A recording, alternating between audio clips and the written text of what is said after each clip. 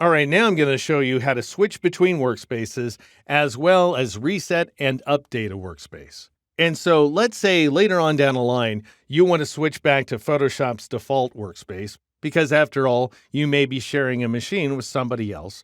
In that case, all you have to do is click on that little workspace icon up there in the top right corner of the screen and choose Essentials, which is Photoshop's default workspace.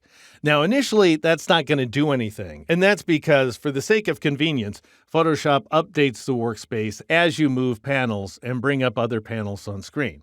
And so, if you want to reset that workspace, you click on that icon again and choose Reset Essentials, and that'll go ahead and switch you back to the default workspace, including that Learn panel that I had you close in the first chapter. Now, you may want to go ahead and try out the other workspaces as well. So, for example, I could click on this workspace icon and choose Photography. But if you choose any panel except for Essentials, then Photoshop is going to switch out the tools that are available over here on the left side of the screen.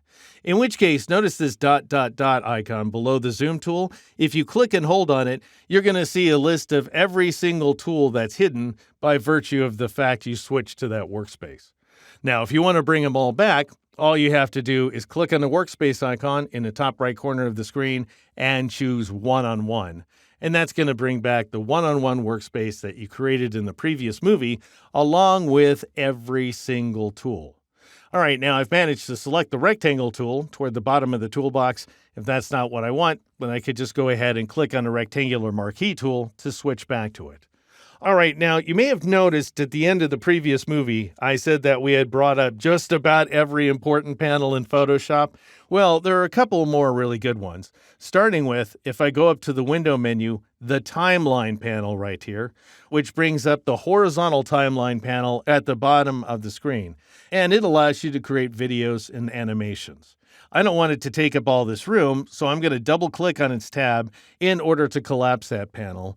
And then I'm going to return to the window menu and choose Glyphs, which allows you to see all the characters available to any given font.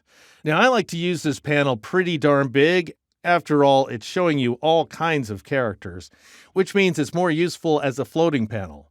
So I'm going to grab the Glyphs tab right here, and I'm going to drag it and drop it out into the middle of the image window, and then I'm going to make that panel a lot larger as well.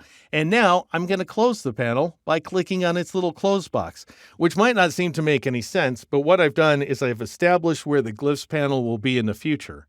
And so if I return to the window menu and choose Glyphs, notice it is once again a free floating panel, and it takes up a whole bunch of room on screen. All right, so I'm going to hide that panel, and now I'm going to update my workspace. By clicking on a little workspace icon once again, notice there is no command that reads Update Workspace. Instead, you choose New Workspace, and then you just go ahead and enter that same name again, whatever it is, in my case, One-on-One, starting with a capital O. And then I'll click the Save button, at which point Photoshop will ask me if I want to replace the existing One-on-One. I do, so I'll just go ahead and click Yes, and now I have updated that workspace. And that is how you switch between workspaces, as well as how you reset and update a workspace.